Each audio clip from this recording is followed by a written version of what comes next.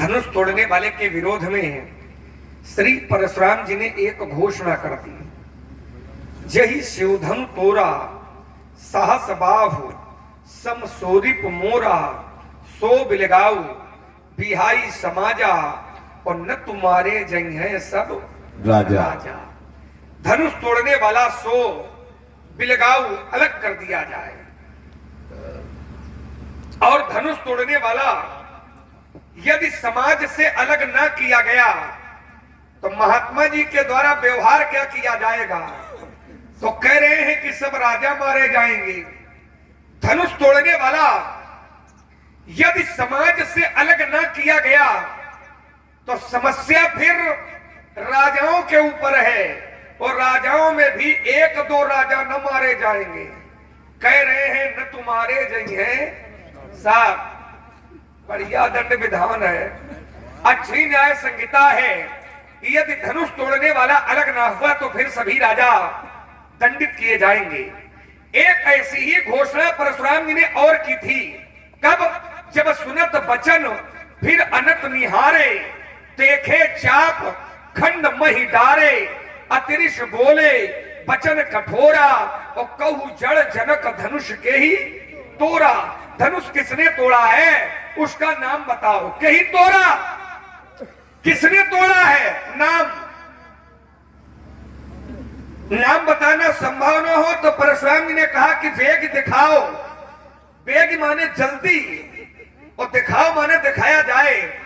या तो धनुष तोड़ने वाले का नाम बताया जाए, और यदि नाम न बताया जाए तो फिर धनुष तोड़ने वाला हमको दिखाया जाए। परशुराम जी ने कहा कि राजा, यदि तुमने धनुष तोड़ने वाले का नाम न बताया और यदि तुमने दिखाया भी नहीं तो करूंगा क्या? कहा जहां तक तुम्हारा राज्य है, तुम्हारे राज्य की मैं संपूर्ण धरती को ही पलट दूंगा। बेग दिखाव मूढ़ नत आजू, और उलटऊ मई जहां लगी तू राजू। जहां तक राज्य है तुम्हारा वहां तक की मैं धरती पलट दूंगा। सारी सभा भयभीत हो गई, और मैं भी चिंतन करने के लिए बाध्य हो गया कि परशुराम जी का धनुष तोड़ने वाले से इतना विरोध, ये समझ में नहीं आ रहा है। क्योंकि जिस समय धनुष टूटा था तो धनुष टूटने की आवाज हुई, और वह आवाज त्रैलोक्य में व्याप्त हुई। प्रभाव क्या हुआ? आचार्य प्रमाणित करते हैं कि सुर असुर मुनि कर कान दीने, सकल विकल विचार रही। सब लोग विकल हो गए, भयभीत हो गए। क्यों? क्योंकि धनुष टूटा तो उसकी आवाज बहुत विकराल थी।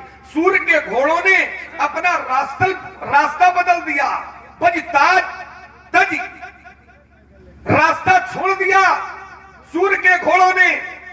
और जिस समय इतनी प्रबल आवाज धनुष टूटने की हुई तो सभी देवताओं ने, महात्माओं ने, असुरों ने अपने अपने कान में हाथ लगाए। सुर असुर मुनि कर कान दीने, सकल विकल विचार ही।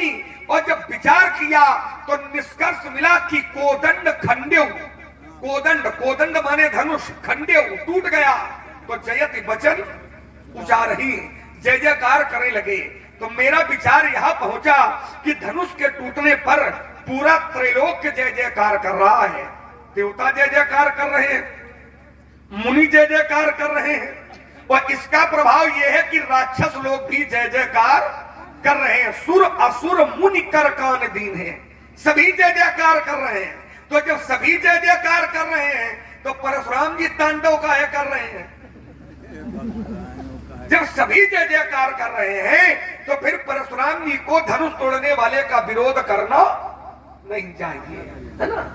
अगर कोई जय जयकार न करता, यदि कोई प्रशस्ति न करता और फिर परशुराम जी धनुष तोड़ने वाले का विरोध करते तो बात समझ में आती। लेकिन देवता जय जयकार कर रहे हैं, महात्मा जय जयकार कर रहे हैं, और परशुराम जी फरसा उठाए घूम ही रहे हैं।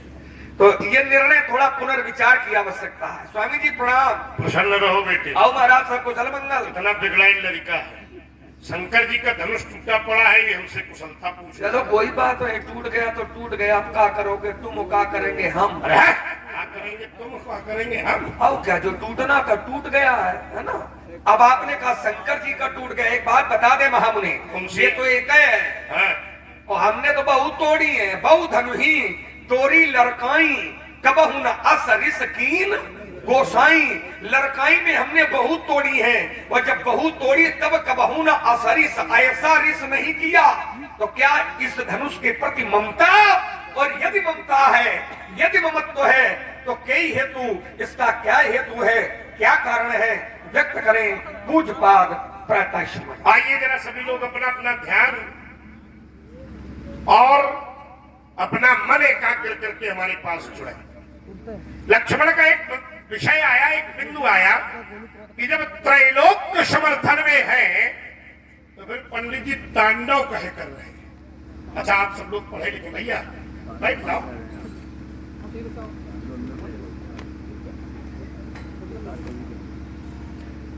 एक शब्द इसका आया तांडव। सब देख के लोग बैठे हैं, और तांडव कौन करता है? तांडव कौन करता है? जोर से बोलो। कब करते हैं? क्रोध में। अच्छा, तांडव नृत्य भगवान ने कब किया?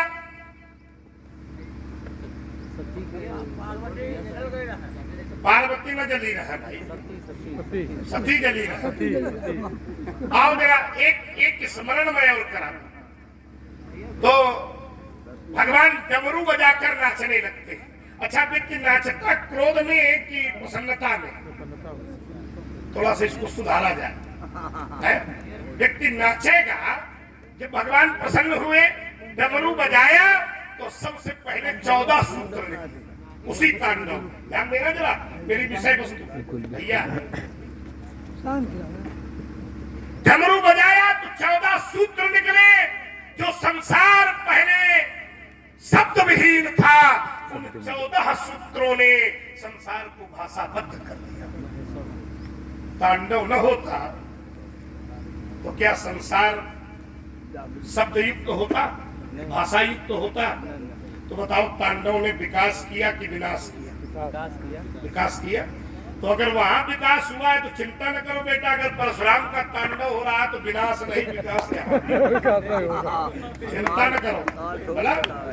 और क्या, सीधी बात है। अगर तुमने तांडव कहा है तो मैं एक शब्द को पकड़ कर यात्रा कर गया। फिर देखिए, जिस समय उनके परम भक्त रावण ने कैलाश को उठा लिया, भगवान ने अंगूठे से कैलाश को दबाया, रावण दब गया।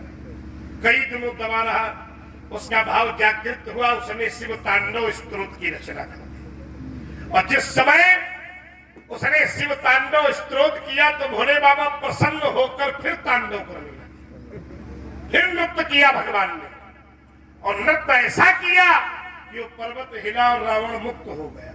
अब बताओ, जो कष्ट मुक्त हो जाए तो ये काम अच्छा है कि बुरा? जोर से बोलो। अच्छा है।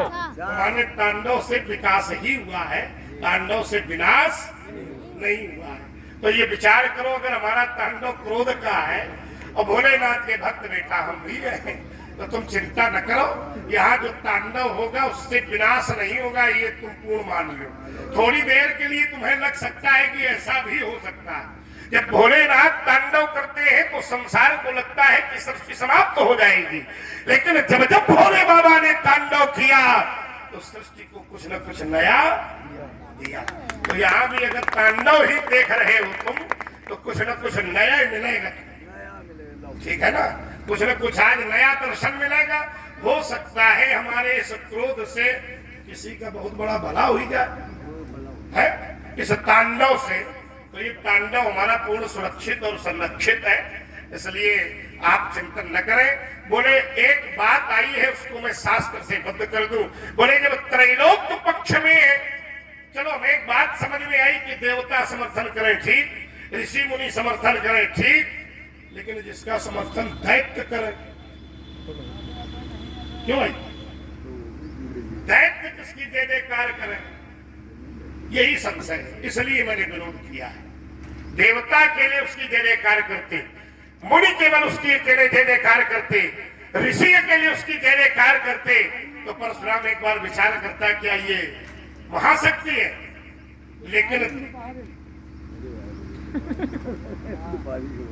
लेकिन दैत्य जिसकी जय जयकार करे वो धर्म का रक्षक कैसे हो सकता है? क्योंकि दैत्य तो धर्म के विरोध में काम करते हैं। दैत्य और निशाचर तो वो काम करते हैं जेहिविद हो ये धर्म निर्मूला। तो अगर वो व्यक्ति भी उसकी जय जयकार कर रहे हैं जो धर्म को निर्मूल करने वाले हैं, तो फिर वो अच्छा कैसे हो सकता है? एक उदाहरण शास्त्र का देते हुए मैं बात को रोकूंगा, क्योंकि थोड़ी थोड़ी बातों में रस वाली मथानी चले। मुझता मथे विचार मथानी कुछ नवनीत निकले। विचार ये करने लगा कि जिसका समर्थन सब करे तो क्या वो अच्छा ही होगा क्या? देखो राजा दक्ष का प्रमाण लो, यज्ञ किया था, त्रैलोक्य समर्थन में था, शंकर जी का विरोध था। सारे ऋषि महात्मा अमलात्मा विमलात्मा मुनिंद्र योगेंद्र सब भोग पाने के लिए पहुंचे थे। सबका समर्थन था, निमंत्रण सबको था शंकर को छोड़कर, लेकिन वो शंकर को निमंत्रण नहीं था तो 2 लोग और नहीं गए थे, ब्रह्मा जी और विष्णु जी। बाकी सब उपस्थित थे तो और यज्ञ का समर्थन कर रहे थे। तो ईमानदारी से बताओ क्या दक्ष का कार्य अच्छा था? क्यों भाई? अच्छा नहीं था। तो हो सकता है यहां भी त्रैलोक उसके पक्ष में हो। तो ये निश्चित कैसे किया जाए कि ये कार्य अच्छा ही है? ये बात समझ में ठीक ठीक न हमारे आ रही है न लोगों के आ रही है। तो इस विषय पर विचार करेंगे। अगर सब समर्थन में है तो परशुराम के आगे सब चुप क्यों? अगर समर्थन है तो मेरे आगमन के बाद भी बाबा विश्वामित्र बैठे हैं, सतानंद जी बैठे हैं, माता गार्गी जैसी विदुषी समाज में है। कोई खड़ा होकर कह दे कि परशुराम जी तुम गलत कह रहे हैं, तुम्हारा क्रोध गलत है। छोटा सा लड़का विरोध कर रहा है, हमें लगता है इसका कोई विशेष लगाव धनुष तोड़ने वाले से है।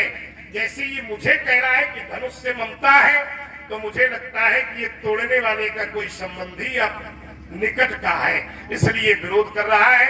इस ममता शब्द पर ध्यान दिया तो मम पहला शब्द है, मम माने होता है मेरा। जहां ये आसक्ति होगी मेरा है तो ममता लगेगी। क्या मैंने ये कहा है कि धनुष मेरा है? क्या भाई? सुनहु राम जे ही, तो तुम्हारे भैया ने भी कहा नाथ संबुधन। अब अगर तुम्हारी ममता संसार से है, उसी का नाम है वासना, और वही ममता अगर भगवान से है तो उसी का नाम है उपासना। तो यहाँ मेरी उपासनात्मक दृष्टि है, ममता नहीं है। इसलिए छोटे कुमार संभाल कर बोलिए, राजा के छोकरे बोलो तो ही न संभाल, धन भी शब्द पुरार धनु विगत सकल संसार। जी हाँ, परशुराम की सुंदर वाणी पे प्रभाव। 2 शैलियां होती हैं, एक व्यास शैली होती है, दूसरी समाज शैली होती है। तो मैंने जो बिंदु रखा था वो समाज शैली में रखा था, आपने उसको व्यास शैली बना डाला है। निवेदन कुछ मैंने इसलिए नहीं किया था, व्यास शैली हमको भी आती है, पर व्यास शैली का प्रयोग नहीं हमने किया था, समाज शैली का प्रयोग किया था। तो उत्तर समाज शैली में ही आता तो थोड़ा ज्यादा अच्छा होता। खैर आपने उसको विस्तार कर दिया, उसमें कई बिंदु उठा दिया आपने। एक तो तांडव का बिंदु उठ गया है, दूसरा दक्ष के यज्ञ का बिंदु उठा दिया है, तीसरा धनुष तोड़ने वाले की जय जयकार दुष्ट लोग काहे कर रहे हैं, ये 3 बिंदु उठा डाले। और जबकि तर्क मेरा केवल 1 बिंदु पर था। विस्तार बात न करो, निवेदन है मेरा, व्यास शैली का प्रयोग न करो, समाज शैली का प्रयोग करो। अब आइए थोड़ा तांडव पर। हमने कहा था कि महाराज जी तांडव काहे कर रहे हैं? बोले तांडव तो शंकरों जी ने किया था। देखिए शब्द एक होता है लेकिन उसका अर्थ अलग होता है। शंकर जी ने जो तांडव किया था वो तांडव नृत्य था। तो क्या तुम समझ ही रहे हो? शंकर जी ने जो तांडव किया था उस तांडव को तांडव नृत्य कहते हैं। शंकर जी ने तांडव नृत्य किया था, तो क्या परशुराम जी तांडव नृत्य कर रहे हैं? का ये नृत्य नहीं कर रहे हैं। यहां पर तांडव शब्द का अर्थ नृत्य से नहीं लिया जाएगा, यहां पर तांडव शब्द का अर्थ विनाश से लिया जाएगा। शब्द वही होता है लेकिन शब्द अपना अर्थ बदल देता है। अगर स्थिति और परिस्थिति बदल जाती है। तो जैसे सैंधव, सैंधव माने घोड़ा भी होता है और सैंधव माने नमक भी होता है। सैंधव माने घोड़ा भी होता है और सैंधव माने नमक भी होता है, लेकिन प्रयोग पर ये अर्थ बदल देते हैं दोनों। जैसे व्यक्ति भोजन कर रहा हो और भोजन करने वाले ने कहा कि सैंधव ले आओ, तो क्या अर्थ लगाओगे? भोजन करने वाले ने कहा सैंधव ले आओ, तो क्या अर्थ लगाओगे? और दोनों अर्थ होते हैं, नमक भी होता है, घोड़ा भी होता है। और भोजन करने वाले ने कहा सैंधव ले आओ, तो सैंधव का अर्थ क्या लगेगा? नमक से लगेगा कि घोड़े से लगेगा? नमक से लगेगा। और अगर किसी को यात्रा करनी हो और यात्रा करने वाले ने कहा कि सैंधव ले आओ, तो वहां फिर जो अर्थ सैंधव का लगेगा वो नमक से नहीं लगेगा, वो घोड़े से लगेगा। जी हाँ, तो बोलो बड़े भाई आप अभी अकेले परशुराम का बोलो रहो, जब हमका दिन है तो दोनों का निपटा दिन नहीं, बड़े भाई का है बड़े भाई हिसाब से बोलो। फिर भाई के कपिल जी की ओर से भी बेईमानी ना होई कतई। लक्ष्मण जी के अभिनय पे 101 मुद्रा पुनः भेजती है। तुम इनसे कुत्ता भी रहे हो कहा कि इनके हाथ में फरसा? बहुत बहुत धन्यवाद। नहीं फरसा न दिया, तुम हमका दे के लियो तो फरसा सा भूल जाएंगे सब ये। इसलिए आइए थोड़ा चिंता करें। तो तांडव शब्द का जो अर्थ है परशुराम जी के लिए वो विनाश से है। तांडव शब्द का अर्थ ये नहीं कि तुम नाच ही रहे हो। तांडव शब्द का जो यहाँ अर्थ है वो विनाश से है, और विनाश करने की आपने घोषणा की है। राजा जनक से कहा था, क्या कहा था व्यासी? संभाले जरा, समाज शैली में प्रयोग है हमारा। आपने राजा जनक से कहा था कि की दिखावा मूल न तो आजू और उलट हूं मही जहां लगी तू राजू। तो शंकर जी ने नृत्य किया था, तो आपने कहा 14 सूत्र निकले थे, और आप तांडव कर रहे हो तो कुछ निकल ही रहा है कि जौन है वो का विनाश हुई रहा है। समझिए, थोड़ा चिंतन करें इस पर। बहुत ही सुंदर संवाद चल रहा है। हमारे छोटे भाई कपिल अग्निहोत्री आपने कहा तुम्हें ये लग रहा है अच्छा ही होगा, ये लक्ष्मण का लग रहा है, तो लक्ष्मण का उन्होंने पागल आएगा कि लक्ष्मण का लाग ही रहा है? लक्ष्मण को लग वही रहा है जो आपने कहा है, क्योंकि लक्ष्मण परशुराम संवाद लगने का विषय नहीं है। लक्ष्मण परशुराम संवाद शब्द का संवाद है, और शब्द आपका प्रमाणित कर रहा है। राजा जनक से आपने कहा था कि की दिखाव मूढ़ न तू आजू और उलट हूं मही जहां लगी तू। धनुष तोड़ने वाले को जल्दी दिखाओ, और नहीं दिखाया तो जहां तक तुम्हारा राज्य है, तुम्हारे राज्य की मैं पूरी धरती पलट दूंगा। तो राज्य की धरती पलटोगे तो ये विनाश होगा। और शंकर जी ने तांडव किया था तो वहां पर प्राकट्य है, विनाश नहीं है। वहां पर 14 सूत्रों का निर्माण है, लेकिन यहाँ निर्माण नहीं है, यहाँ विध्वंस है। तो वहां पर तांडव शब्द का अर्थ निर्माण से है, लेकिन यहाँ तांडव शब्द का अर्थ निर्माण से नहीं है, यहाँ विध्वंस से है। शब्द वही होता है, लेकिन उसका अर्थ बदल जाता है। पहला तर्क आपने कहा शंकर जी ने किया है, तो शंकर जी ने किया तो तुम हूं कराओगे का? शंकर जी ने तो किया है, क्या वो आप करोगे का? शंकर जी ने तो जहर निकला था समुद्र मंथन से, जरत सकल सुर वृंद विषम करल जही पान किए। विषपान किया कब? जब समुद्र मंथन से जहर निकला और शंकर जी ने विष पिया और विष को अपने कंठ में रोक लिया, तो भोले बाबा के का एक नाम पड़ गया नीलकंठ, और विष को पचा गए। अब भोले बाबा का कुछ बिगड़ा नहीं।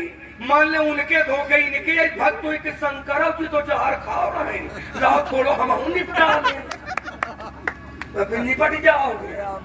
क्योंकि शंकर जी हैं, परशुराम परशुराम है, शंकर जी भगवान है। तो भगवान कुछ भी कर सकता है, लेकिन जीव कुछ भी करने का अधिकारी नहीं है। वो ईश्वर है, और ईश्वर के लिए शब्द है कर्तुम अकर्तुम अन्यथा कर्तुम समर्था सा ईश्वरा।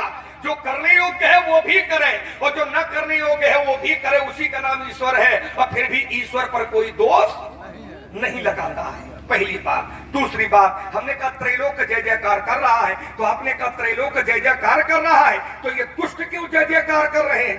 दुष्ट इसलिए जय जयकार कर रहे हैं क्योंकि मानस की एक चौपाई है कि दुष्टों को भी अगर अच्छे लोगों की संगत मिल जाए तो दुष्ट भी थोड़ी देर के लिए अच्छा बन जाता है।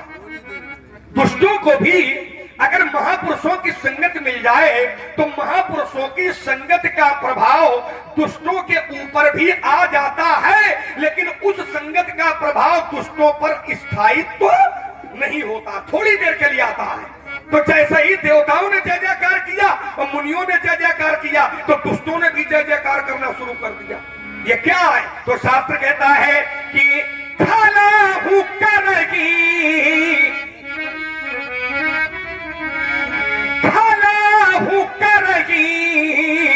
फल कब? जब पाई सुसंगु। सुसंगु, सुसंगु माने अच्छा संग जब मिल जाता है दुष्टों को तो वो अच्छा करने लगते हैं। लेकिन फिर लेकिन लगा है, मिटाई न मलिन, उनका जो मन है मलिनता से ओतप्रो वो मिटाए न मलिन स्वभाव अभंगु, उनका जो दुष्टता से भरा हुआ हृदय है उसमें कभी कोई परिवर्तन नहीं होता है। जैसे दुष्टों ने जय जयकार की, दुष्टों ने जय जयकार की और वही दुष्ट कहीं रहे ले उछड़ाए सिया का को और थारी बांधो न पालक, वही दुष्ट है कौन अलग के थोड़ी पैदा हुई गए रहे। असुल छल छोनिप, छोनिप, छोनिप शब्द है, छोनिप माने ये दुष्ट ही है, कोई दूसरे नहीं है। तीसरा तर्क दक्ष का दिया। आपने कहा दक्ष ने करवाया था और सभी उसके सहयोगी थे ना, हमने कहा था पूरा त्रैलोक जय जयकार कर रहा है और दक्ष ने यज्ञ करवाया था। अगर त्रैलोक ने जय जयकार की हो तो प्रमाणित करना, हम आपकी बात भरी सभा में स्वीकार करेंगे। दक्ष ने जो यज्ञ किया था वो त्रैलोक ने जय जयकार नहीं की थी। दक्ष ने जो यज्ञ किया था वो यज्ञ गलत था, उसके लिए शास्त्र भी प्रमाणित करता है और आचार्य जन भी प्रमाणित करते हैं। लेकिन राजा जनक का धनुष यज्ञ गलत है, अगर इसको शास्त्र प्रमाणित कर देगा तो मैं आपकी बात पूरी भरी सभा में स्वीकार करूंगा।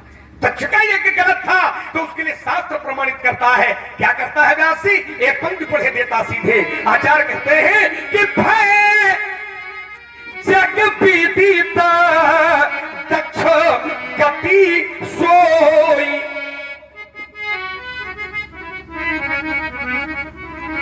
जो भय जग विदित दक्ष गति सोई, अच्छा गति शंभु विमुखो गए। भय जग विदित दक्ष गति सोई और जो गति शंभु विमुख गए कोई। तो दक्ष का यज्ञ गलत था लेकिन राजा जनक का धनुष यज्ञ गलत नहीं है। दक्ष का यज्ञ भोले बाबा के विरोध में था। जो गति शंभु विमुख, विमुख माने विरोधी कोई, तो दक्ष का यज्ञ शंकर जी के विरोध में था लेकिन राजा जनक का धनुष यज्ञ शंकर जी के विरोध में नहीं है। मैं पानी पर चलिए आइए, बहुत महीन बिंदुओं पर तर्क हुआ है, ईमानदारी से उत्तर करना। मैंने ये कहा था कि मैं तांडव कर रहा हूं कि लक्ष्मण ने कहा था कि तुम काहे तांडव कर? शब्द की लड़ाई है है? किसने कहा था? लक्ष्मण ने। और उत्तर क्या दे रहे हैं कि जो शंकर जी करिए वहां तुम करिए होगा। अरे भाई, अगर मैंने कहा होता कि मैं तांडव कर रहा हूं तो तुम्हारा तर्क ठीक था। कहीं तुम रहे हो फिर उत्तर प्रत्युत्तर उस विषय में कर रहे हो, उसको समझना पड़ेगा। भाई, अगर मैंने कहा होता कि मैं तांडव कर रहा हूं तो तुम्हारी बात ठीक थी कि जो शंकर करेंगे वो परशुराम करेंगे। अब कोई दूसरा कहे और फिर उसी बिंदु में बदल आए तो बात ठीक नहीं है। एक बात बड़ी महीन और शास्त्र सम्मत आ रही है, इसको समझे जरा। इन्होंने कहा कि तांडव है नृत्य, तो क्या परशुराम भी नृत्य कर रहे हैं? अच्छा, ये कर्म क्या है भैया? कर्म नृत्य ही है। आओ जरा एक कथाली चलिए। और जितने लोग ये कर्म आप कर रहे हो, तो क्या कर रहे हो? और सब ही नचावत राम गोसाई। तो ये क्या है जीवन का? ये कर्म नृत्य ही तो है। आप जैसा कर्म करोगे उसे शास्त्रकार ने नृत्य दिया है। बोले नारी विवश नर सकल गोसाई, नाच ही नर मरकट की। काम नचाता है जीव को, माया नचाती है जीव को, और जो भक्त होते हैं राम नचाते हैं उनको। तो ये जो कर्म है मूल भाव से, ये नृत्य ही तो है। तो भाई, तो अगर तुम परशुराम के कर्म को देखो उस भाव से, तो ये नृत्य ही है, इसलिए इसे तांडव नृत्य ही कह सकते हैं। अच्छा, जहां जहां तांडव जुड़ा है, ध्यान देना, इसको मैं एक पंक्ति में बांध रहा हूं, एक तर्क में बांध रहा हूं कि जहां जहां तांडव शब्द आया है, कोई प्रमाण 4 वेद 6 शास्त्र 18 पुराण में दे देना जहां तांडव शब्द में विनाश की श्रृंखला जुड़ी। तो जब तांडव में कभी विनाश नहीं जुड़ा, तो फिर ये तांडव शब्द परशुराम के साथ जुड़कर विनाशी कैसे हो सकता है? भाई, मैंने जोड़ा होता तो बात तुम्हारी ठीक थी, तुमने अपने आप जोड़ा है। तांडव जहां जहां हुआ, ऐसा नहीं है। एक कालखंड में भगवान ने और तांडव किया तो वहां भी विनाश नहीं, विकास ही हुआ। जहां जहां शास्त्र की दृष्टि आएगी, केवल भगवान शंकर ने ही तांडव नहीं किया, और भी तांडव हुए और करने वालों ने किए, लेकिन वहां भी विनाश नहीं, विकास ही हुआ। कालखंड बदला हुआ है। और भक्तों ने कहा है तांडव गति, ये गति भी है। तो कर्म की गति जब तीव्र होती है तो उसी को नृत्य कह देते हैं। तो तुम ये ना कहो कि ये तांडव नृत्य है, परशुराम नाच रहे हैं क्या? अरे संसार नाच रहा है। जो माया क्षेत्र में है, जो जीव धर्म का अनुपालन करेगा, वो नृत्य ही कर रहा है। ये बात तो कम से कम समझाओ। तांडव से कभी विनाश नहीं हुआ।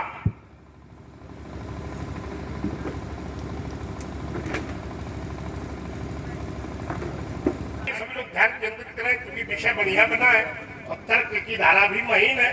तो तांडव शब्द कभी विनाश के साथ नहीं जोड़ा जा सकता है। हाँ, तांडव जब जब हुआ, मेरी बात का विशेष ध्यान देंगे जितने लोग बैठे हैं, मर्मज्ञ लोग, सुधी लोग बैठे हैं। तांडव जब जब हुआ तो पहले संसार को लगा कि विनाश हो जाए, लेकिन उस तांडव का फल निश्चित रूप से कल्याणकारी। वही बात मैंने कही कि तुमको भी लग रहा है कि परशुराम जी का जो तांडव है तुम्हारे अनुसार तो वो विनाश करेगा, लेकिन नहीं। अब देखो, जो परशुराम का आगमन है, तुमने कहा कि ये जो दुष्ट राजा है ये सत्संग पाके, सुसंग पाकर, तो क्या यहाँ से लोग चले गए हैं जो कह रहे हैं धर बांधो बालक दो? है तो भी उसी संग में है, तो संग में ही संग परिवर्तित थोड़ा हुआ है। ये स्वभाव तो तब परिवर्तित होगा जब साथ छूट जाएगा। साथ अब भी है तो वही लोग क्यों कह रहे हैं कि धर बांधो बालक दो? और परशुराम का आगमन जब हुआ तो चल क्या रहा था? व्यास जी लोग कह रहे थे, जो ये बता रहा है, बोले लेब छुड़ाई सीय कह को धर बांधो बालक। जो विनाश की बात कर रहे थे तो परशुराम का दर्शन करके ही उनका विनाश समाप्त हो गया। बोलते ही अवसर सुनी शिव धनु भंगा, आए भगु कुल कमल पतंगा। जो लोग बांधने की बात कर रहे थे वो परशुराम का स्वरूप देख के बाद झपट जनु लवा लुकाने वो छिप गए। तो बताओ, परशुराम का आगमन यहाँ भी विकास ही कर रहा है। तुम न देख पाओ तो हालांकि बालक हो, जैसे कभी कभी बालक को दिखाई देता है कि वहां धरती और आसमान एक दूसरे से जुड़े हैं, और पिताजी से कहता है, पिताजी देखो धरती आसमान एक जगह जुड़े हैं। पिताजी ने कहा, नहीं बेटा, तुमको लग आ रहा है, वो जुड़े थोड़ी, ऐसे इसको लग आ रहा है। कभी कभी देखने में जो होता है वो होता नहीं है। रीति अर्थ प्रतीयेत ना प्रतीयेत चात्मनि, जो प्रतीत होता है वो होता नहीं है, और जो होता है वो प्रतीत नहीं होता है। यही वेदांत का दर्शन है। तो इस प्रकार से भी आप उसको प्रणित कर सकते हैं। मैं एक बात समाज शैली में करते हुए, एक बात तुमने कहा राजा जनक के प्रण को किसी ने गलत कहा हो तो बताओ। अच्छा, प्रण क्या था? बोले स्वई पुरारी को दंड कठोरा, राज समाज आज के ही, यही तो प्रण है। अरे छोड़ो, तुमने कहा, किसी ने कहा हो तो बताना, मैं एक अर्धाली दे रहा हूं। यहाँ के लोग कह रहे थे कि हरी विधि पेगी, अरे जनक जड़ताई।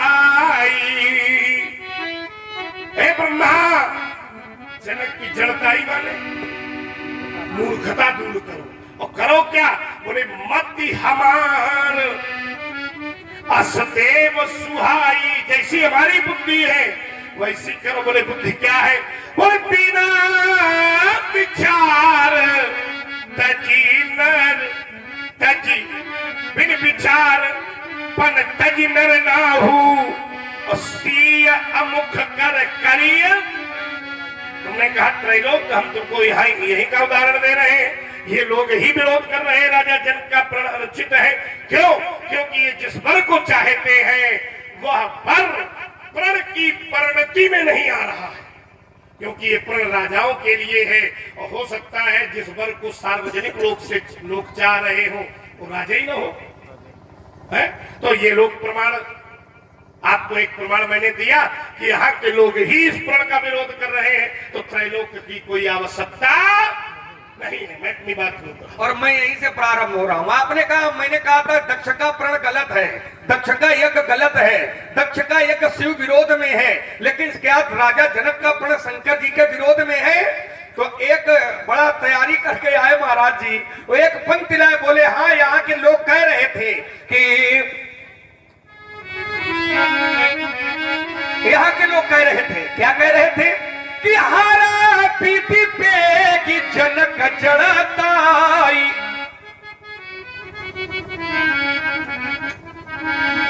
अम्मती हमारा असदेव सुहाई।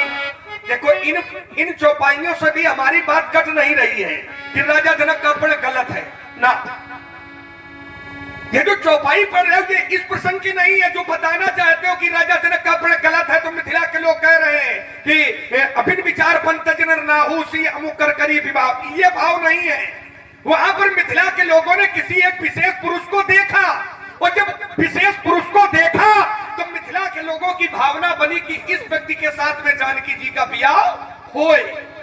ये इनकी भावना जगी कि जानकी का विवाह इस विशेष पुरुष के साथ में हो, ये भावना जागृत हुई। तब लोगों ने कहा कि ऐसा करें कि पन का छोड़े और जानकी का वही वाले लड़का का विवाह दोनों का आपस में कर दें। ये धनुष तुड़वाया जा रहा है, ये गलत है, ये नहीं कहा है और न ये भाव है।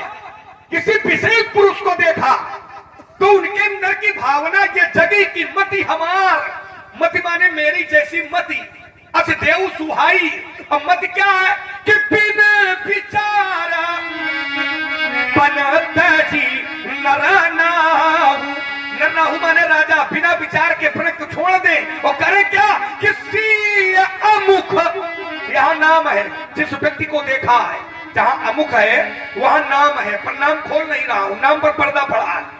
तो इन लोगों की भावना ये है कि जिसको विशेष पुरुष को देखा तो इन लोगों ने कहा कि जानकी का विवाह सांवरे वाले बालक के साथ में हो जाए।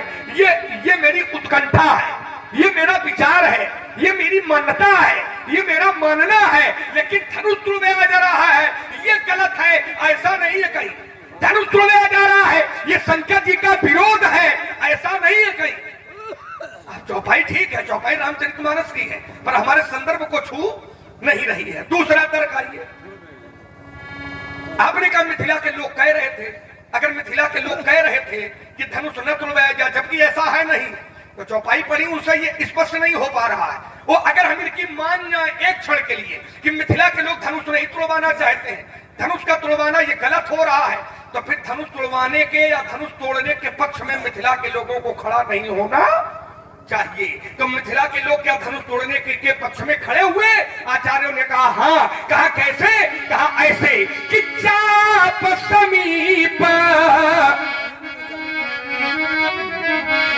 चाप समीप राम जब आए, तो क्या किया मिथिला के लोगों ने? नर नारी न सब सुकृत मनाए। के नर नारियों ने सुकृत मनाए हैं तो काहे मनाए हैं? अगर मिथिला के लोगों ने सुकृत मनाए हैं तो काहे मनाए? धनुष न टूटा एक है मारे मनाए हैं का?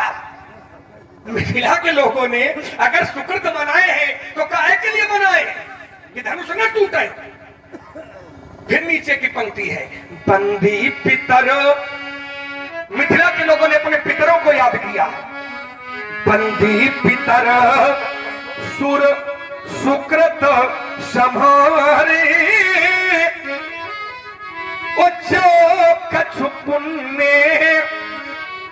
प्रभाव हमारे, सो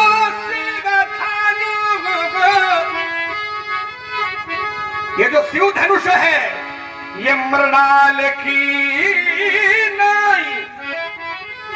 मिथिला के लोग देवी देवताओं से कह रहे हैं कि जो शिव धनुष है ये मृणाल की नाई। मृणाल कहते हैं कमल फूल के नीचे जो डंडी लगी होती है। मिथिला के लोग कह रहे हैं कि धनुष इतना कमजोर हो जाए कि मृणाल की नाई।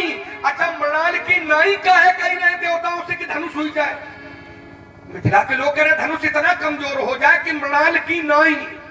तो मृणाल की नाई का है कह रहे कि टूटे कि न टूटे, इसलिए विचार करिए। पहली बात का उत्तर। दूसरा तर्क आपने तांडव पर फिर किया तो हमने कहा था तांडव एक नृत्य है, तो क्या तुम नाच रहे हो का? तो पंडित जी तुरंत बोले औ का तुम नहीं जान पाए का? हम नाच ही रहे हैं, हमका नहीं मालूम है स्वामी जी की आप नाच ही रहे हो, और यहाँ नहीं मालूम है कि नाचे वाले हो। पर अब जानकारी हुई, आपने चौपाई पढ़ी कि सब ही नचावत, फिर आपने नाचने का भाव एक रखा था, बोले नाचने का अर्थ कर्म से है, नाचने का अर्थ कर्म से है। तो कर्म राम जी करवा रहे हैं या कर्म ईश्वर करवा रहा है? क्या ये सही है? अगर ये सही है कि कर्म ईश्वर करवा रहा है तो फिर जीव को कर्म के अनुसार फल क्यों दिया जाता है जब ईश्वर करवा रहा है?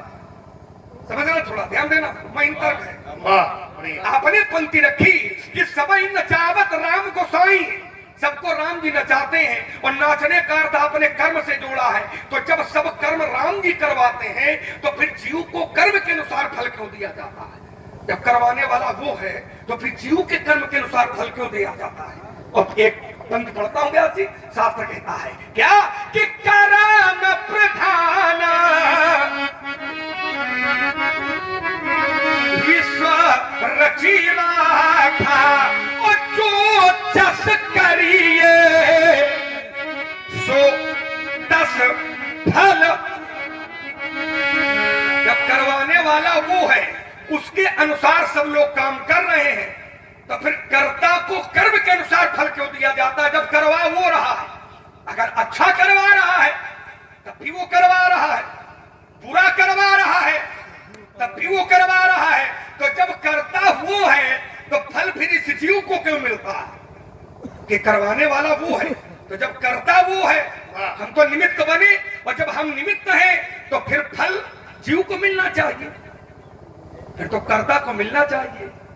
और करवाने वाला वही है, अच्छा करवाता है तो वो को, क्योंकि आपने चौपाई भी पढ़ी है कि सबई नचावत राम गोसाई, माने ये नाच रहे हैं तो वही नचा रहे हैं। आपने फिर कहा कि माया के बस में, माया के बस में सब नहीं नाचते हैं ना, माया के बस में सब नहीं नाचते हैं।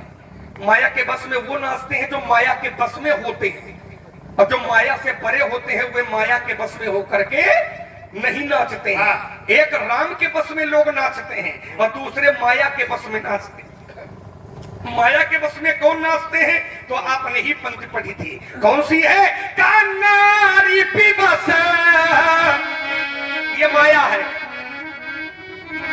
नारी पिबस नर सकल गोसाई, और नाच ही सब मरकत की। सब नाचते हैं कैसे? माया के बस में। तो जो माया के बस में नाचता है वो गलत है, लेकिन जो भगवान के इशारे पर नाचता है वो ठीक है। अब इसमें मेरा एक महीन तर्क है कि जब कर्ता भगवान है तो फल जीव को क्यों मिलता है? मैं अपनी वाणी बातें कई और है, नहीं उनको हम किनारे करते हुए इसी पर बढ़िया, विराम लगा। क्योंकि विषय जब अच्छा आ जाए तो छोटे विषयों को छोड़ देना चाहिए। विषय तुमने कहा कि राम, एक प्रश्न तुमने उठाया, क्या राम जी ही सब कराते हैं? संकेत में प्रश्नवाचक चिन्ह, हाँ राम ही सब कराते हैं। एक धारी से पहले इसको सिद्ध कर रहा हूं कि राम की न चाहिए सोय होई, अब करे अन्यथा असे नहीं को। राम जी जो चाहते हैं वही होता है, पहला मतलब। अब तुमने कहा, बात बड़ी महिलाई है, इन्होंने कहा कि क्या माया में सब नहीं होते? इसको भी काट रहा हूं एक अधाली से। जो संसार में आएगा, जिसका जन्म होगा, वो माया से बच ही नहीं सकता, क्योंकि भूमि परत धावरे पानी, अच्छी वही माया लपटा। ईमानदारी से बताओ, आसमान से बूंद चलेगी और धरती पे आएगी तो मटमैली होगी कि नहीं होगी? जोर से बोलो। तो क्या इस संसार में जन्म लेने के बाद कोई माया से बच सकता है? तो जब माया में सब लिप्त है तो माया भी बचाती है। हाँ, योग साधना के द्वारा इसको समझा जा सकता है। अब ये कह दे कि हम माया के बस में नहीं है, तो ये जीव धर्म है। जीव वो तभी कहलाता है जब वो माया के बस में होता है। और जब माया के, देखो वेदांत दर्शन है, जब माया के बस में नहीं होगा तो वही जीव ब्रह्म कहलाने लगता है। वही जीव ब्रह्म नाम की संबोधन से आ जाता है। और जब वो माया में संता है तभी वो ब्रह्म जीव की संज्ञा पा जाता है। तभी तो कहा क्या कि भूमि परत भा ढावर पानी और जीव जीव ही माया। थोड़ा सा गरिष्ठ है, कठिन है, लेकिन मुझे विश्वास है कि इसको लोग, सब लोग पान कर रहे हैं। हाँ, बढ़िया, अच्छे मन से पान कर रहे हैं। तो ये विषय। अब तुमने कहा कि फिर ये क्यों है? भगवान कर्म को देखकर फल क्यों देते हैं? यही तो नचाना है। कर्म 3 प्रकार का होता है, क्रियाण, संचित और प्रारब्ध। जीव का जैसा प्रारब्ध होता है उस प्रारब्ध के अनुसार ही वो ईश्वर जीव को नचाने का काम करता, क्योंकि शुभ अरु अशुभ कर्म अनुहारी और ईश्वर फल हृदय। हमने जैसे प्रारब्ध इकट्ठे किए हैं, जैसा हमारा प्रारब्ध है उसी के अनुसार भगवान हमको संचालित करता है। इसलिए सब ही नचावत राम। संचालित करने वाला कौन है? मूल तुम्हारी बात ठीक है, कर्म के अनुसार ही जीव को फल मिलता है और जैसा फल मिलेगा वही तो नचाना है।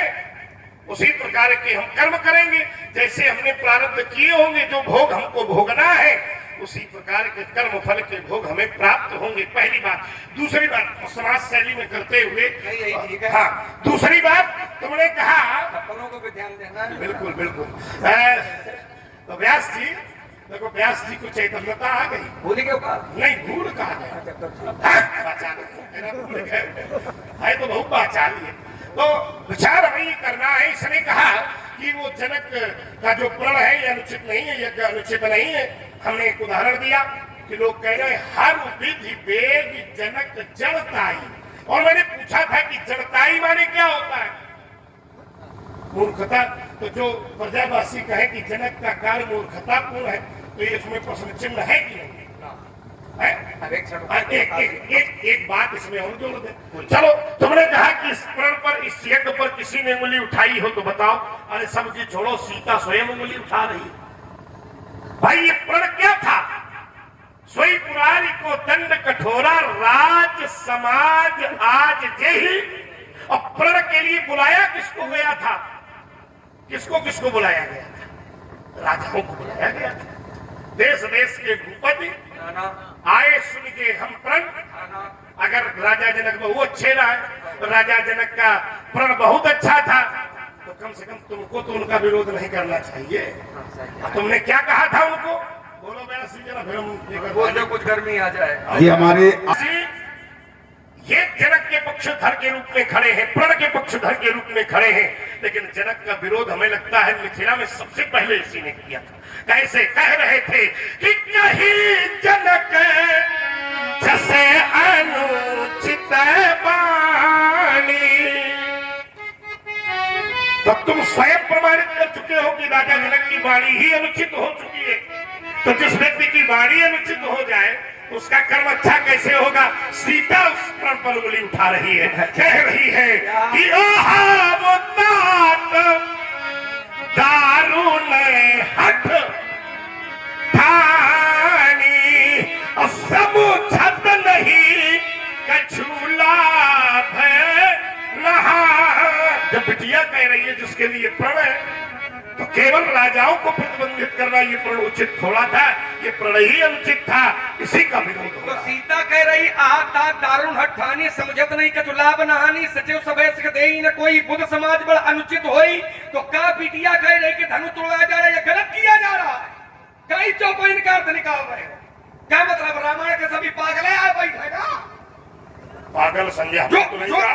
सुन तो ले, चूंकि जो अर्थ कर रहे वो गड़बड़ हुई रहा ना। सीता ने ये कहा कि आहा ताता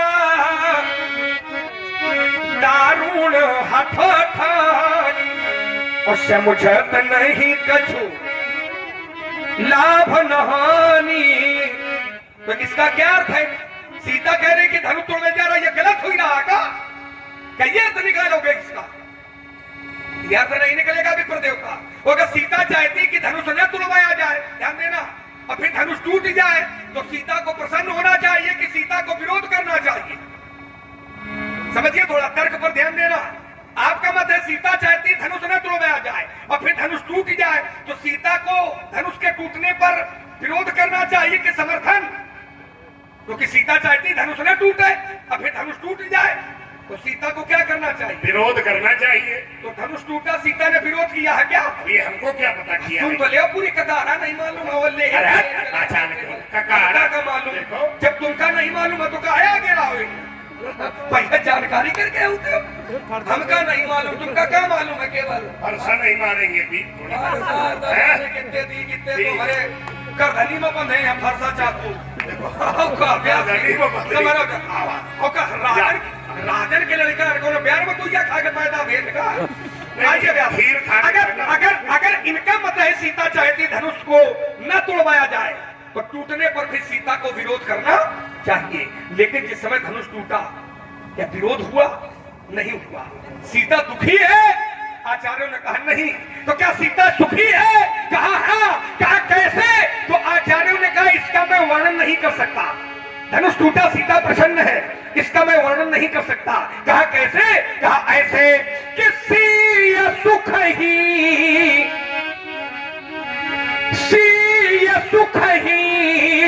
बरनहु के ही भांति। सीता के सुख का वर्णन हम कैसे करें? कहा सीता प्रसन्न है? कहा हाँ। कहा कितना? कहा जनु चातकी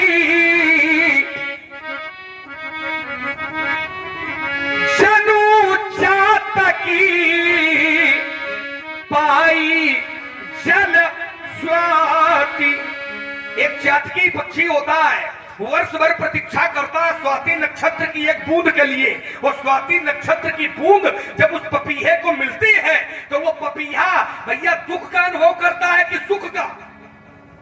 यहाँ पर जो उपमा सीता की दी गई है, जनु चातकी पाई जल स्वाति और सीय सुख ही बरनहु के भांति। सीता के सुख का वर्णन कैसे करें? कहा सीता तो उतना सुखी है, जनु चातकी पाई जल स्वाति। तो सीता का मत ये नहीं है जो आप कह रहे हैं, पहली बात। दूसरा तर्क है, अगर आपकी बात मानने की सीता चाहती धनुष न तोड़वाया जाए, तो जिसमें धनुष तोड़ने वाला धनुष तोड़ने के लिए गया, तो सीता ने क्या किया है मालूम है? क्या हो न मालूम हो? जैसे अबे कह रहा हमका ना मालूम था, या हो न मालूम हो? जिसमें धनुष तोड़ने वाला गया था, तो सीता ने क्या किया था? तो ये शास्त्र कहता है मन ही मन।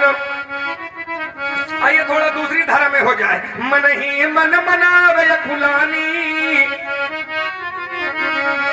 मन ही मन मनावे फुलानी। अहो प्रसन्न महेश।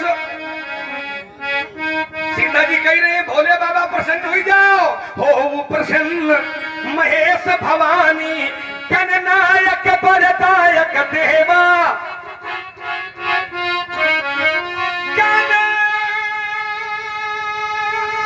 गणनायक बरदायक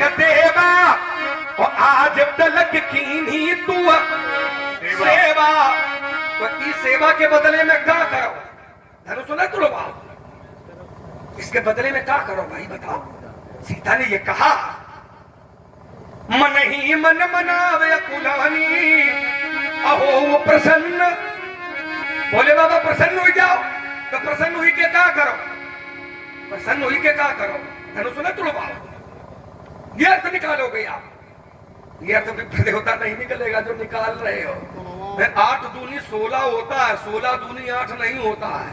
समस्या यह है कि तुम 16 दूनी 8 करे मला, पर 16 दूनी 8 नहीं होता है। 8 दूनी 16 ये सही है ना?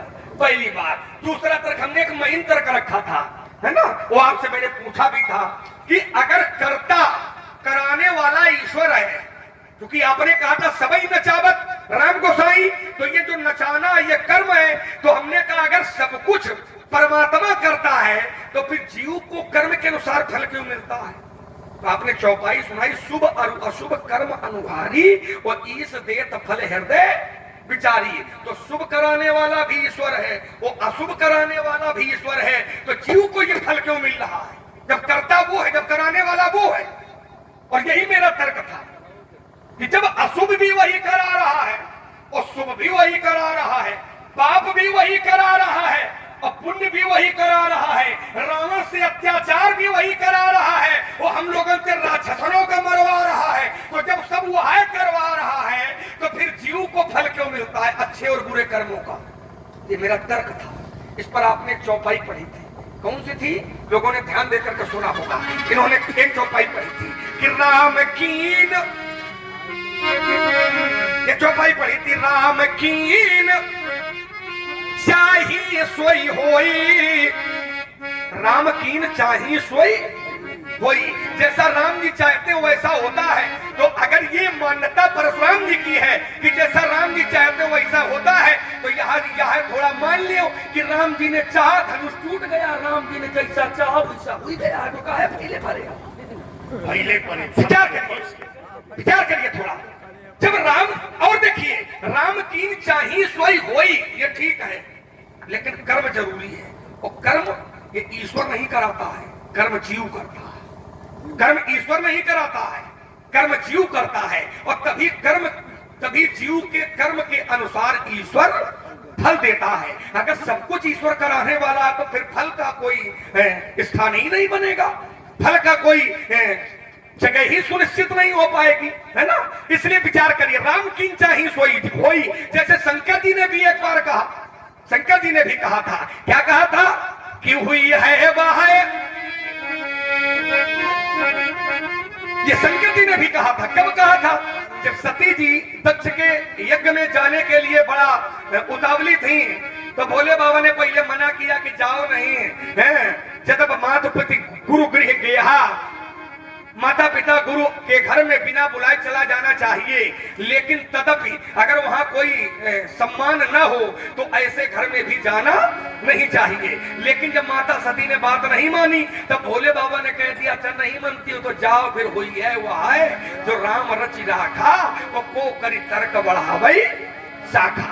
क्योंकि पहले मना किया है, बाद में जैसे किसान है और किसान हल लेकर के खेत करने के लिए जाता है, बीज डालता है खेत में, उर्वरक शक्ति डालता है, और जब फसल तैयार होकर के खड़ी हो जाए तब ये चौपाई लगेगी, हुई है वह है सो राम रचि राखा, तब ये चौपाई वहां लगेगी। अब किसान है, हल लेकर के खेत पर न जाए और घर ही में बैठे कहा है हुई है वह है सो राम रचि राखा, भैया कुछ मिल जाएगा? विद्यार्थी है, विद्यार्थी परीक्षा देने के लिए जाए और परीक्षा दे, और जब परीक्षा परिणाम घोषित हो तब तो ये चौपाई लग सकती है कि हुई है वह है जो राम रचि, तब तो ये लग सकती है। अब विद्यार्थी है, अब परीक्षा केंद्र में परीक्षा देने के लिए न जाए और वह घर में केवल इतना याद करे जाओ राम जी चाहिए वह है, वही तो होगा। जिस समय परीक्षा परिणाम घोषित होगा, समाचार पत्रों में वो विद्यार्थी अपना अनुक्रमांक ढूंढेगा, तो उसको अपना अनुक्रमांक ढूंढे नहीं मिलेगा, है ना। तो राम कीन चाहिए सो ये वहां नहीं लगेगा जहां विप्र देवता लगा रहे हैं। और इसीलिए मेरा तर्क था कि अच्छा और बुरा जब करता ईश्वर है तो फल इस जीव को कैसे मिल जाता है। आपने कहा माया में तो सब फंसे हैं, माया में तो सब फंसे हैं। भूमि परत ढाबर पानी जनु जीवन माया लपटानी पड़े हैं। पर माया के दो रूप होते हैं, एक माया सांसारिक होती है और एक माया भक्ति रूपेण होती है। तो जो भक्ति रूपेण होती है वो माया के बस में उसको नहीं कहते हैं, क्योंकि एक विद्या माया एक अविद्या माया है। तो जो भगवान के भक्त होते हैं उनको हरि सेवक ही न व्यापी अविद्या और प्रभु प्रेरित व्यापी ही विद्या। तो जो भगवान के भक्त होते हैं उनको विद्या माया स्वीकार करती है, लेकिन जो भगवान से विमुख होते हैं उनको विद्या नहीं, उनको अविद्या माया अपने जाल में फंसाती है। और जब अविद्या माया जाल में फंसाती है तो उसका प्रभाव है कि एक दुष्ट अतिशय दुख रूपा और चाबस जीव पराभव कूपा। मैं विराम। चलिए, एक बात इन्होंने कही कि राम कीन चाहे सोई हुई, ये ठीक है, लेकिन पहले कर्म करना पड़ेगा। इन्होंने एक उदाहरण दिया, बोले विद्यार्थी पढ़े ना, परीक्षा केंद्र में जाए और कहे हुई है सोई जो राम रचि रखा, और इतना विश्वास हो तो शास्त्र में इतने उदाहरण हैं। एक बालक था, उसके पिता चाहते थे कि ये पढ़ जाए, उसका नाम जड़ भरत था। उन्होंने नहीं पढ़ा, कर्म नहीं किया, और विश्वास मानो शास्त्र कहता है कि उनसे बड़ा विद्वान कोई नहीं हुआ। नहीं पढ़ा, बात शास्त्र की हो, नहीं पढ़ा, पिता ने बड़ा प्रयास किया, नहीं पढ़ा, लेकिन विद्वान कहो तो कपिल जी के आश्रम में राजा रंतिदेव सत्संग करने जा रहे थे। उनकी डोली में कहार की तबीयत खराब हो गई तो इनको लगा दिया गया। अब उन्होंने, अब ये भक्त थे तो जीवों को बचाकर चल रहे थे, तो उन्होंने कहा रे बार ढोह का मतिक्रम, तेरी बुद्धि खराब हो गई है, तुझे मैं दंडित करूंगा। तो बिना पढ़ा लिखा अनपढ़ व्यक्ति कहता है तू मुझे कैसे मारेगा। नैनम छिद्यन्ति शस्त्राणि नैनम दहति पावका न चैनम क्लेदयन्ति आपो न शोषयति महान्तः। तो वो नीचे उतरे राजा, देखा कि यज्ञोपवीत पढ़ा है तो पैरों पर गिर गए। ना हम चक्रे विशंति, मुझसे बहुत बड़ी भूल हो गई, जो विष्णु के चक्र में, शंकर के शूल में, ब्रह्मा के ब्रह्मस्त्र में शक्ति नहीं है, वो ब्राह्मण की वाणी में है। बैठ गए, बैठकर सत्संग होने लगा। प्रश्न पूछा कि महाराज जैसे अग्नि में रखी बटोई, बटोई में रखा जल, जल में पड़े चावल और ऊपर रखा पात्र, अग्नि से सब गर्म हो जाते हैं, तो ये शरीर रूपी बटोई में ही तो आत्मा रहती है, फिर ये विकारों की अग्नि से क्यों नहीं जलती है। बड़ा सुंदर उपदेश 11 श्लोकों में महाराज जड़ भरत ने दिया। तो एक भी नहीं पढ़ा, लेकिन परम विद्वान हो गया। पढ़ा नहीं, तभी उसके पिता ने उसका नाम जड़ भरत रख दिया। जड़ माने मूर्ख, जड़ माने मूर्ख। अब मूर्ख व्यक्ति विद्वान, लेकिन राम कीन, राम कीन चाहिए सोई होई, अब करे अन्यथा अस नहीं। तुम्हारे तर्क पर पढ़ाई वाला उत्तर दिया है, ठीक है, तो विचार करना कि भगवान की कृपा होती है तो जा पर कृपा। अब उनकी इच्छा हो गई, कृपा हो गई तो संसार बने। हम कहते हैं उसकी कृपा हो, संसार घर में बैठा रहे तो संसार के लोग ही उसकी फसल तैयार करके काट के घर में दे आएंगे। ये उदाहरण नहीं होता। ये कृपा हो तो सब कुछ संभव है, और कृपा न हो, उसकी इच्छा न हो, खूब हल चलाओ, खूब जोताओ, खूब बोओ, अब खड़ी खड़ाई फसल पे का पथरा गिर जाए, अब समझना। तो उस समय लोग क्या कहेंगे, क्या करे भगवान की इच्छा नहीं थी। तो आ गया ना मूल स्रोत में, तो वही आ गया कि भाई एक बात तुमने कहा, एक बात तुमने रखी थी, हमने उसका निराकरण दिया था। तुमने कहा कि जब कराते भगवान है, राक्षसों से भी भगवान कराते हैं और हम लोगों से मरवाते हैं, तो ये जीव क्यों भोगता है? ऐसा नहीं है। भगवान क्या कराते हैं? जैसा प्रारब्ध जीव का बन गया है भगवान वैसा ही कराते हैं। अब उस प्रारब्ध को काटने का प्रमाण कि भगवान की शरणागति में चले जाओ तो फिर भगवान उस प्रारब्ध को भी काट के जीव को अपने पास बुला लेते हैं। कराते भगवान ही है, लेकिन जैसा हम कई जन्मों में कर चुके हैं उसके फल की परिणति के रूप में भगवान वो काम करते। अगर उससे बचना है कर्म, अब एक बात और बनेगी, क्या कर्म फल का भोगता जीव है? अब इसी में अगर सत्संग की धारा हम करें तो जो कर्म फल मिल रहा है क्या इसको भोगने वाला जीव है? तो मेरी दृष्टि में इसको भोगने वाला जीव, क्योंकि ईश्वर अंश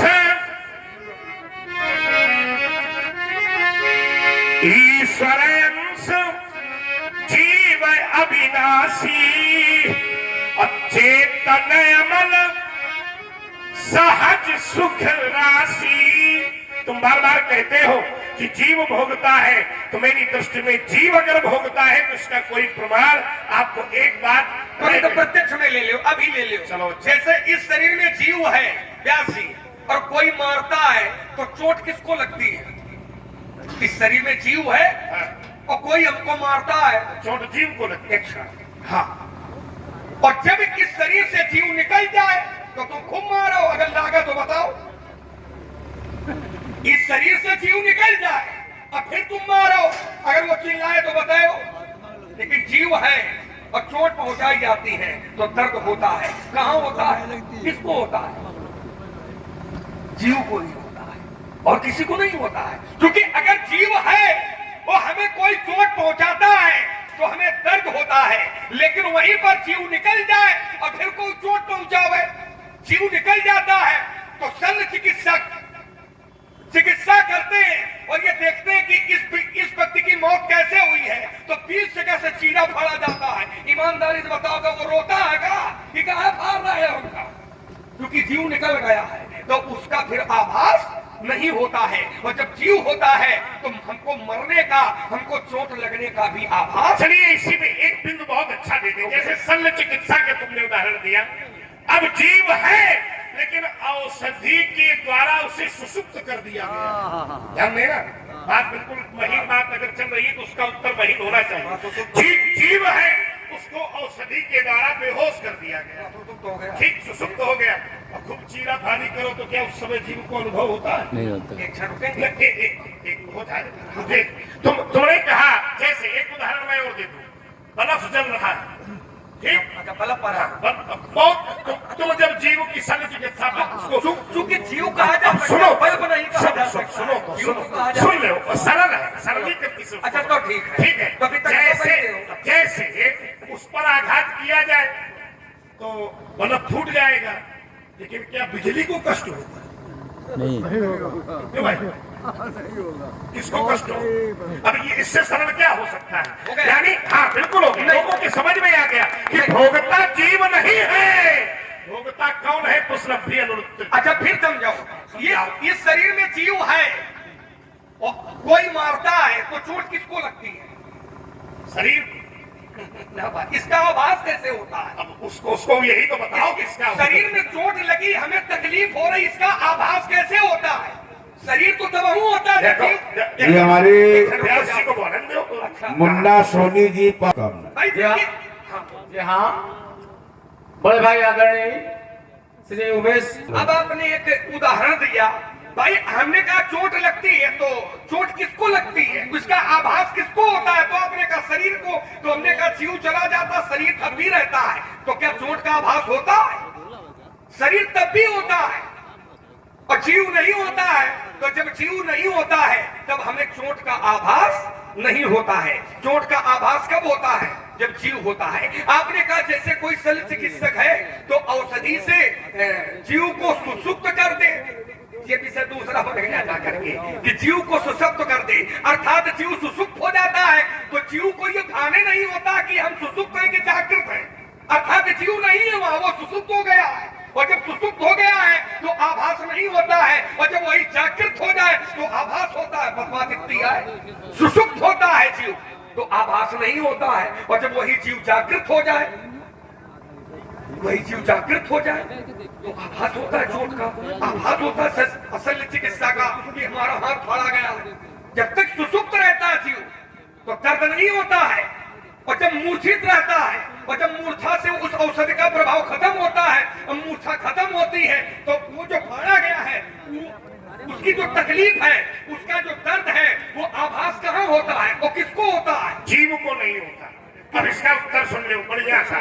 जैसे हमने जल भरत का उत्तर प्रमाण दिया था ग्रंथ का, उसी जगह इसका उत्तर है। तब राजा ने पूछा कि फिर ये भोगता कौन है? तब भागवत का उदाहरण व्यास जी बैठे हैं, तब जल भरत जी ने कहा था वास्तव में भोगता तो मन है, हमारे मन के अनुरूप कार्य हो गया तो उसी का नाम सुख है, हमारे मन के विपरीत कार्य हो गया तो उसी का नाम दुख है।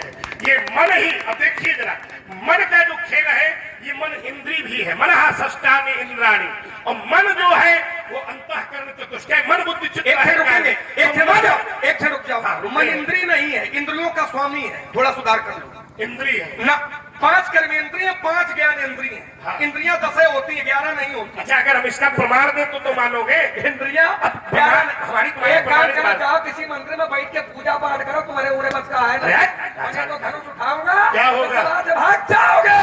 मुझे जब धनुष संभालेंगे भाग के चक्कर में धनुष करते उठा लेंगे। अरे मेरा सोनार का सखा है नहीं, कब तक खा लेंगे। तुम्हें क्या हो गया बने? अरे जो करते ही तो जाते हो, अजगत के फिर सिंहों को मुनि फरसान।